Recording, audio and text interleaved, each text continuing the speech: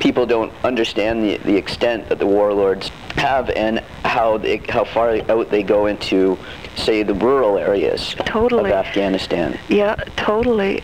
Into the rural areas and into the government as well. Like, that's one of the women I spoke to, the MPs and Horia, one of their greatest frustrations, and the frustration of the people there, is that the government itself is so corrupt.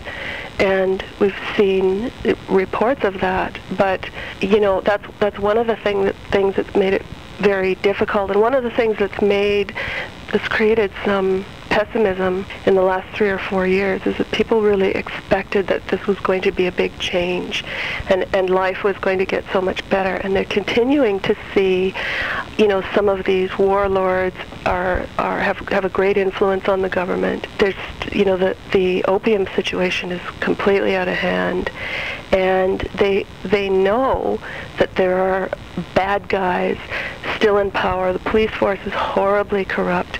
They had hoped that with the involvement of NATO in their country, that the more developed world was going to help them get rid of all this stuff, but it's much harder than they expected. It's one thing that I remember hearing from, some of them are political visitors to the United States, some of them are people who had been interviewed by the media, and that was their biggest complaint. They had their top 3 was corruption, corruption, and corruption. Yeah, exactly. And they were really disheartened, I think, a lot of them, not knowing Karzai's background, that there would be something implemented to bring them forward with the Constitution and with the Parliament. But we're going to jump around a little bit here. I know. And because, really, I don't mind that, because it illustrates for people, how the media hasn't got a proper handle on it. So it's important to focus on, really tight things, but obviously we can discuss things in a broader context. Did you get an idea of people from within the city who had maybe moved in from rural areas? Life is better for them in the city because they at least have a little more consistent access to electricity and water.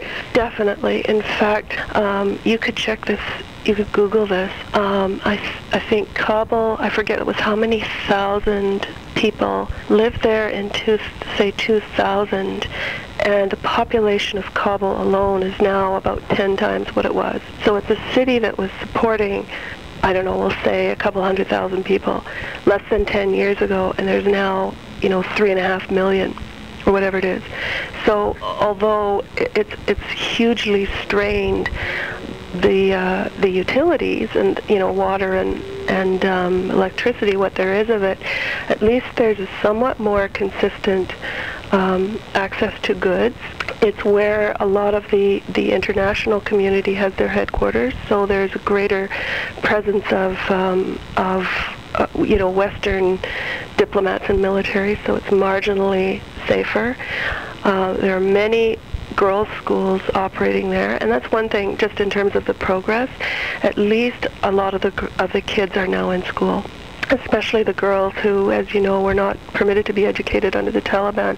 They now all children, including the girls, go to school for a certain number of hours a day, and it's not what it is here. It's about 2 or 3 hours a day. But you see them all in their school uniforms. They all wear black uniforms with white chador, and you see them walking along in groups. And that is, I think, is an optimistic thing to see.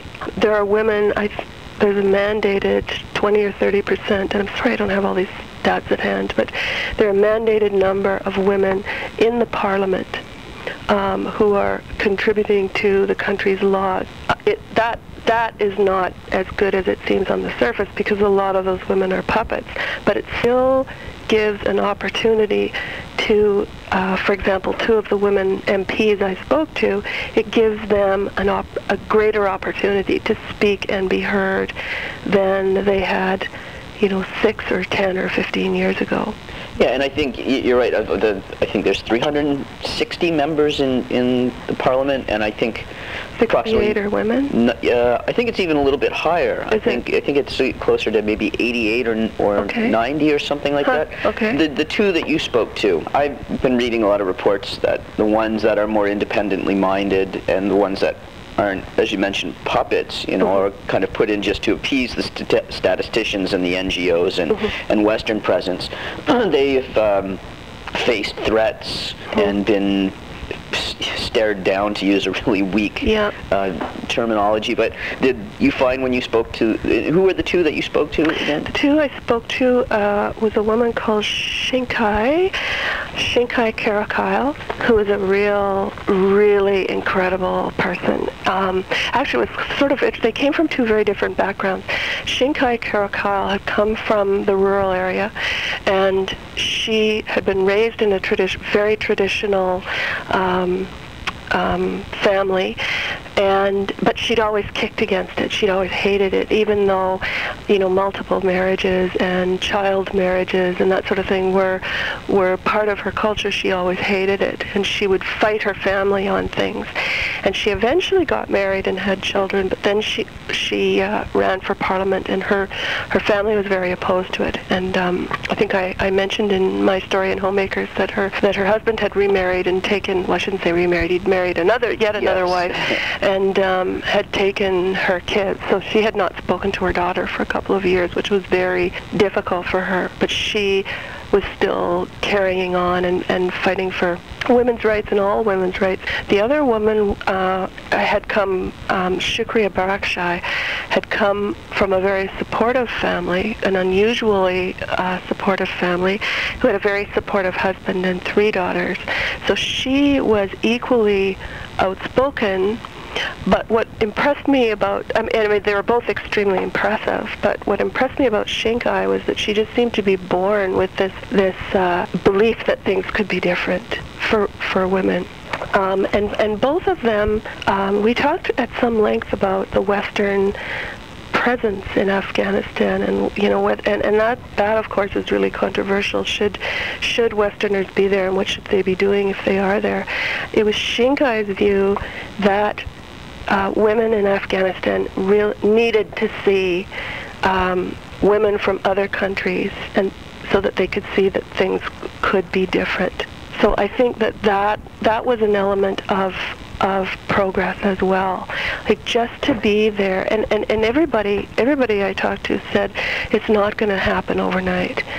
It will take years. And Shinkai said, look at how long it took women in North America, for example, or in the Western world, to get the right to vote. And look at how long it took them since getting the right to vote to get to a position where women were members of parliament. That were even properly represented in parliament. Exactly.